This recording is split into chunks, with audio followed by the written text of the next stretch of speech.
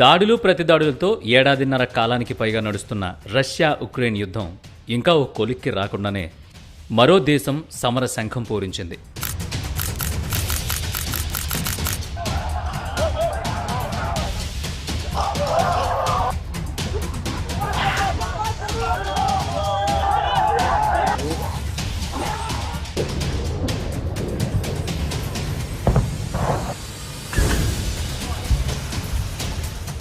పాలస్తీనా militant group Hamas ఇజ్రాయిల్పై 5,000 రాకెట్లు ప్రయోగించి కయ్యానికి కాలు దువ్వింది.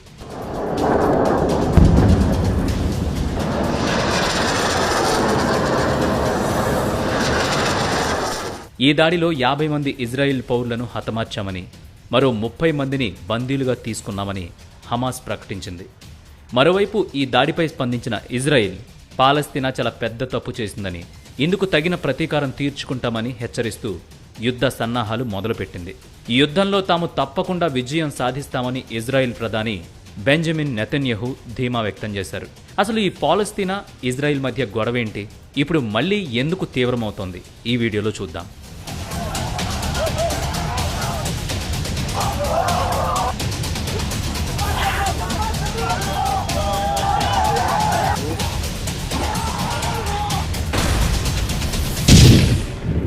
Israel పాలస్తీనా వివాదం ఇప్పటిది కాదు.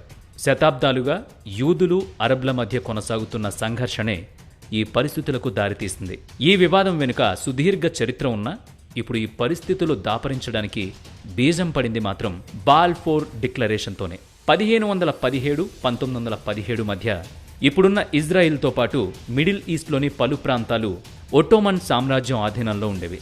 ఇక అదే సమయంలో మొదటి ప్రపంచ యుద్ధం జరిగింది. 1917లో యుద్ధం తారాస్థాయికి చేరినప్పుడు యూదుల మద్దతు దక్కుతుందనే ఉద్దేశంతో పాలస్తీనాలో యూదులు తమ మాతృభూమిలా భావించేలా ఓ ప్రాంతం కేటాయించాలని నాటి British foreign secretary Arthur James Balfour ప్రతిపాదించాడు.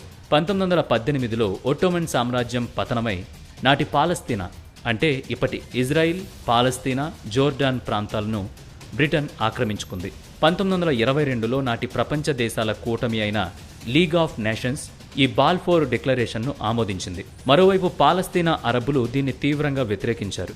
యూదుల కోసం ప్రత్యేక స్థలం కేటాయిస్తే తమకు అన్యాయం జరుగుతుందని ఆందోళన వ్యక్తం చేశారు. ఇక ఇజ్రాయెల్ ఏర్పాటు వెనుక జియోనిజం అనే మరో కారణం ఉంది. గతంలో విదేశాల్లో వివక్ష, ఊచకోతకు గురైన యూదులు తమకంటూ సొంత దేశం ఏర్పాటు చేసుకోలేకపోతే తమ మతస్థుల మనుగడ ఉండదేమోననే ఉద్దేశంతో 1882-1903 మధ్య దాదాపు 35,000 మంది, 1904-1914 మధ్య మరో 40,000 మంది పాలస్తీనాకు తిరిగొచ్చి స్థిరపడ్డారు.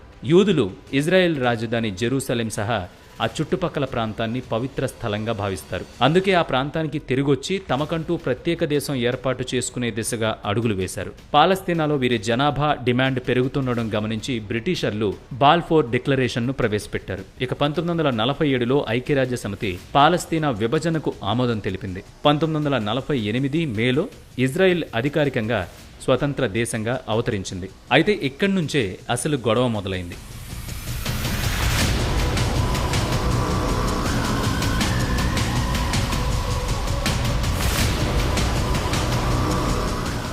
ఇజ్రాయెల్కు స్వాతంత్రం ప్రకటించడమేంటని అరబ్బు దేశాలైన ఈజిప్ట్, జోర్డాన్, ఇరాక్, సిరియా, లెబనాన్లు విరుచుకుపడ్డాయి.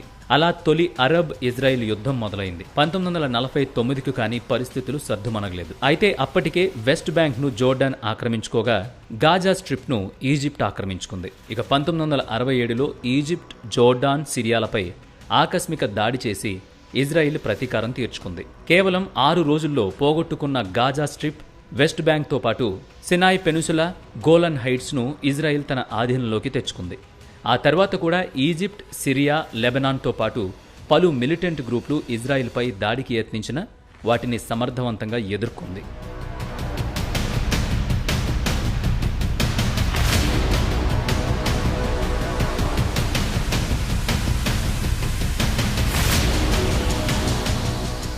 అయితే 1987లో ఇజ్రాయెల్ నియంతృత్వాన్ని వ్యతిరేకిస్తూ పాలస్తీనియన్లు పెద్ద ఎత్తున నిరసనకు దిగారు. ఈ సంఘర్షణలో వందల మంది పాలస్తీనియన్లు బలయ్యారు.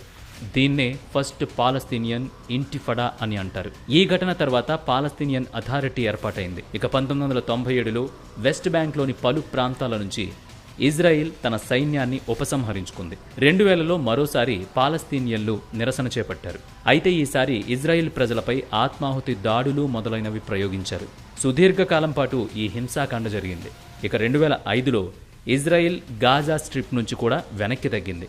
అయితే ఈ గాజా స్ట్రిప్ సహా పాలస్తీనియన్ అథారిటీలోని ప్రాంతాలను అడ్డాగా చేసుకుని మిలిటెంట్ గ్రూపులు రెచ్చిపోతున్నాయి. 2006లో హమాస్ మిలిటరీ శక్తిగా ఎదిగినప్పటి నుంచి ఇజ్రాయిల్ పాలస్తీనా మిలిటెంట్ల మధ్య తరచూ పరస్పర దాడులు జరుగుతున్నాయి.